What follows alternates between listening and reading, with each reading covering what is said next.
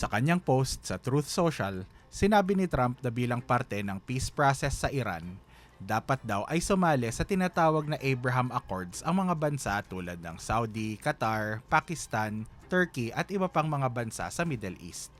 Iniwasan ng madami sa mga bansang nabanggit na magbigay ng sagot sa pahayag ni Trump. Pero matagal nang sinabi ng Saudi at Turkey na gusto muna nilang ayusin ang kalagayan ng Palestine bago sila sumali sa Abraham Accords. Sa kabilang banda, ang Pakistan naman ay naglabas ng pahayag na hindi raw nila ito maaaring gawin dahil taliwas daw ito sa kanilang paninindigan. Ano ba ang Abraham Accords at bakit hirap ang mga bansa sa Middle East na sumali dito? Yun ang pag-uusapan natin sa video na ito.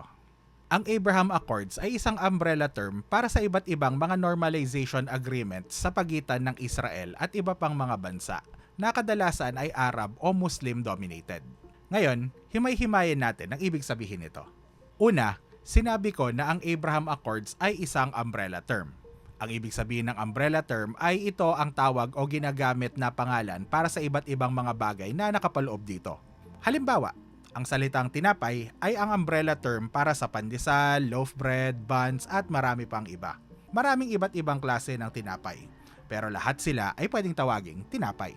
Ganon din ng Abraham Accords. Wala itong iisang kasulatan o alituntunin at walang iisang template na kailangan nilang pirmahan ng mga bansang papasok sa kasunduan.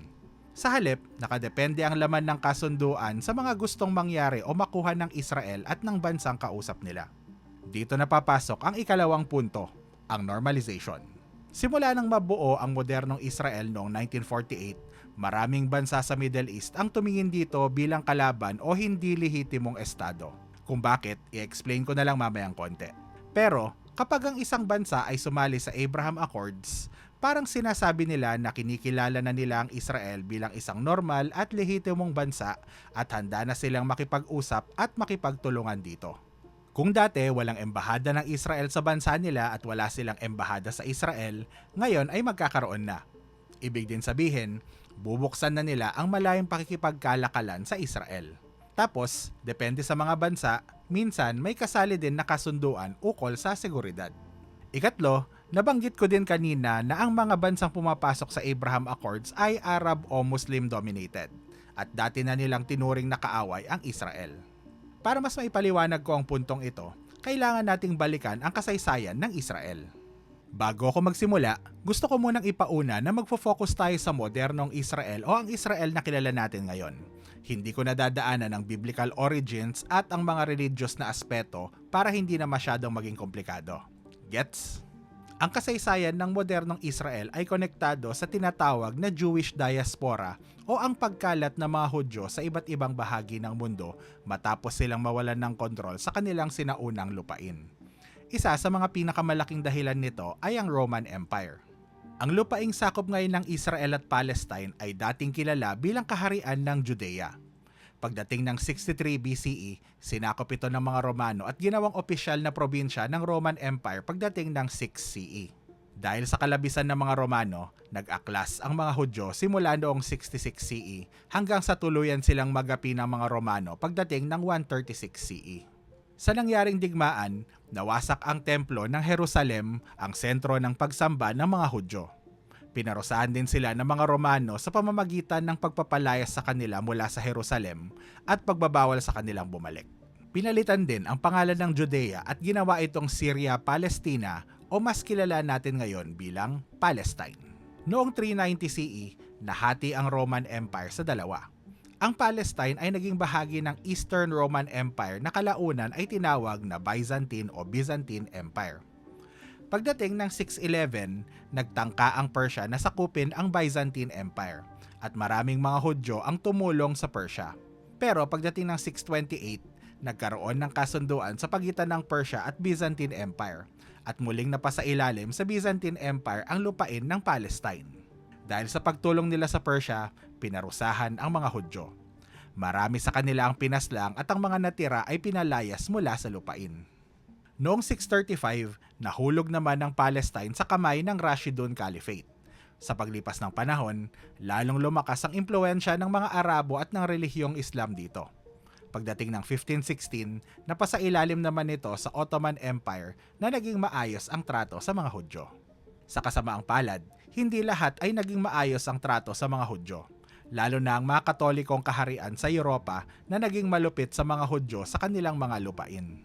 Ilan sa mga halimbawa ng kalupitan laban sa mga Hudyo sa Europa ay noong nilabas ng Espanya ang Alhambra Decree noong 1492, kung saan nakasaad na kailangang mag-convert at maging Katoliko ang mga Hudyo. Ang mga hindi susunod ay sapilitang palalayasin mula sa Espanya. Sinundan din ito ng kaparehong deklarasyon mula sa Portugal noong 1496. Pagdating ng 1800s, nagsimulang mangarap ang mga Hudyo na magkaroon ng sarili nilang bansa upang hindi na sila makaranas ng kalupitan mula sa mga lupaing umampon sa kanila. Dito pinanganak ang ideolohiyang tinatawag na Zionism. Simula noong 1881, nagsimula ang magkakasunod na paglikas ng libo-libong mga Hudyo mula sa Europa at iba pang mga lugar patungong Palestine upang makaiwas sa pang-aapi sa kanila. Ang mga naganap na magkakasunod na paglikas na ito ay tinawag na mga Aliyah. Dito nagsimulang mabuo at lumaki ang komunidad ng mga Hudyo sa Palestine. Pagdating ng 1914, sumiklab ang World War I at ang Ottoman Empire ay kumampi sa Germany. Sa puntong ito, ang mga Arabo at mga Hudyo sa Palestine ay parehong nangarap na magkaroon ng kasarinlan. Ang mga Arabo ay gusto ng malayang Palestine, samantalang ang mga Hudyo ay gustong magtayo ng sarili nilang bansa. Sinamantala ito ng UK, na kalaban ng Germany at Ottoman Empire.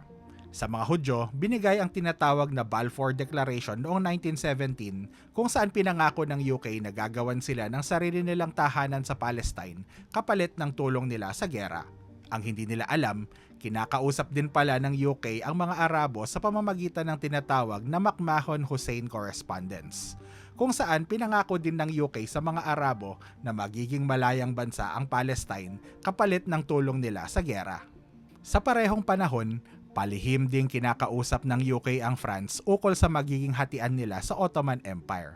Ang naging kasunduan nila ay tinawag namang Sykes-Picot Agreement. Pagdating ng 1918, nanalo ang UK sa giyera. Ngunit kalaunan, maraming mga Arabo at Hudyo ang naniwalang hindi tinupad ng UK ang kanilang ipinangako. Pagdating ng 1920, napagkasunduan ng UK, France, Italy at Japan sa tinatawag na San Remo Conference na ilagay sa pamamahala ng UK ang Palestine.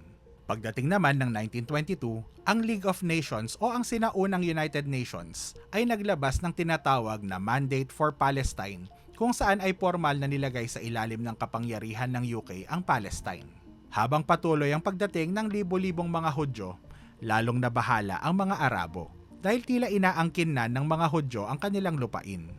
Noong 1936, nag-aklas ang mga Arabo sa Palestine laban sa UK, at isa sa mga hinaing nila ay ang patuloy na pagdating at pagdami ng mga Hudyo sa Palestine. Kaya noong 1937, sinimulan ang Peel Commission kung saan minungkahi ng UK na hatiin na lang ang Palestine sa pagitan ng mga Hudyo at mga Arabo. Mariin itong tinutulan ng mga Arabo dahil para sa kanila, ang mga Hudyo ay mga dayuhang nagpupumilit umangkin sa kanilang lupain. Pagdating ng 1939, nagsimula ang malawakang kampanya ng mga Nazi sa Germany na lipulin ang lahat ng mga Hudyo sa mundo. Upang makaligtas, marami sa mga Hudyo ang tumakas mula sa Europa at marami sa kanila ang nagpunta sa Palestine. Noong 1940, sinubukan ng UK na pigilan ang pagpasok ng mga Hudyo sa Palestine, na nagresulta naman sa pag-aaklas ng mga Hudyo laban sa UK. Di nagtagal, tila hindi na kinaya ng UK ang mga problema sa Palestine at hiningi nila sa United Nations noong 1947 na pamahalaan ng issue sa Palestine sa pagitan ng mga Hudyo at Arabo. Pagdating ng November 29, 1947, nilabas ng United Nations ang Resolution 181 o ang planong hatiin ng Palestine sa pagitan ng mga Hudyo at mga Arabo. Mariin itong tinutulan ng mga Arabo pero sinuportahan naman ng mga Hudyo. Kasabay ng pag-alis ng UK mula sa Palestine noong May 14, 1948, formal na dineklara ng mga Hudyo ang pagbuo ng bansang Israel sa bahagi ng lupain na inilaan para sa mga Hudyo sa ilalim ng Resolution 181.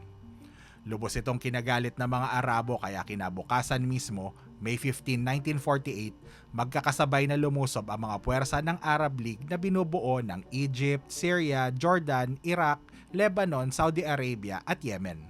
Ito ang tinatawag na First Arab-Israeli War na nagresulta sa pagkatalo ng Arab League at sa lalong paglawak ng teritoryo ng Israel nang higit pa sa orihinal na tinalaga ng UN.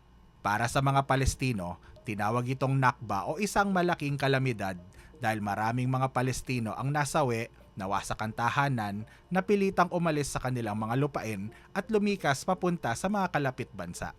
Sa paglipas ng panahon, marami pang mga digmaan ang naganap sa pagitan ng Israel at iba't ibang mga bansang Arabo dahil sa usapin ng Palestine. Ito ang naging ugat ng hidwaan sa pagitan ng maraming mga bansa sa Middle East laban sa Israel. At ito rin ang dahilan kung bakit mahirap para sa maraming mga bansang Arabo o Muslim na sumali sa Abraham Accords. Para sa mga kritiko ng Abraham Accords, ang pagsali sa kasunduan ay tila pagsasantabi sa matagal ng panawagan para sa isang malayang estado ng Palestine at pagwawalang bahala sa hinaing ng mga kapatid nilang Muslim na nawalan ng tahanan. Siya nga pala, tinawag itong Abraham Accords dahil ayon sa Abrahamic tradition, si Abraham ang parehong tinuturing na ninuno ng mga Hudyo at mga Arabo. Mula sa kanyang anak na si Isaac, nagmula ang linya ng mga Israelita, habang sa anak naman niyang si Ishmael iniuugnay ang lahing Arabo. Ngayon, ang mga bansang nauna nang sumali sa Abraham Accords ay hindi bastang sumali nang walang kapalit. Halimbawa, ang UAE na siyang unang lumagda ay gusto ng dagdag na seguridad laban sa Iran. Ayon din sa ilang mga ulat, gusto nilang lalong mapalapit sa Amerika at makita bilang isang progresibong bansa. Hiniling din nila na kondisyon ang pansamantalang pagpigil ng Israel sa plano pag-annex sa ilang bahagi ng West Bank. Ang Bahrain naman ay naghahanap din ng dagdag seguridad laban sa Iran at seguridad para sa royal family. Ang Bahrain kasi ay isang bansang karamihan sa mga mamamayan ay Shia Muslim tulad ng Iran, pero ang namumunong royal family ay mga Sunni Muslim. Mas direkta naman ang hiniling na kapalit ng Morocco, ang pagkilala ng Amerika sa pag-angkin nila sa Western Sahara, isang teritoryong matagal ng pinagtatalunan sa North Africa. Samantala, ang Sudan naman ay sumali matapos alisin ito ng Amerika sa listahan ng mga bansang sumusuporta sa terorismo. Isang bagay na mahalaga para sa kanilang ekonomiya at pakikipagkalakalan sa mundo. Halos isang siglo ng puno ng alitan at hidwaan ang relasyon ng Israel at ng maraming mga bansa sa Middle East. Ngayon, sinusubukan ni Trump na baguhin ang direksyon ng kasaysayan sa pamamagitan ng pagpapalawak ng Abraham Accords at tila ginagamit ang posibilidad ng kapayapaan sa Iran upang hikayatin ang mas marami pang mga bansa na sumali dito. Sa lahat ng mga bansang gustong mapasali ni Trump, marahil ang pinakamahalaga ay ang Saudi Arabia dahil ito ang isa sa mga pinakamaimpluwensyang bansang Muslim sa buong mundo at tahanan ng mga sagradong syudad ng Islam na Mecca at Medina. Ang tanong, matapos ang lahat ng pinagdaanan ng rehiyon, handa na kaya ang Middle East na tuluyang tanggapin ng Israel bilang normal na bahagi ng rehiyon? Dahil kung hindi, tila hindi pa natin makikita ang wakas ng gyera sa Iran at ang kaguluhan sa rehiyon ng Middle East.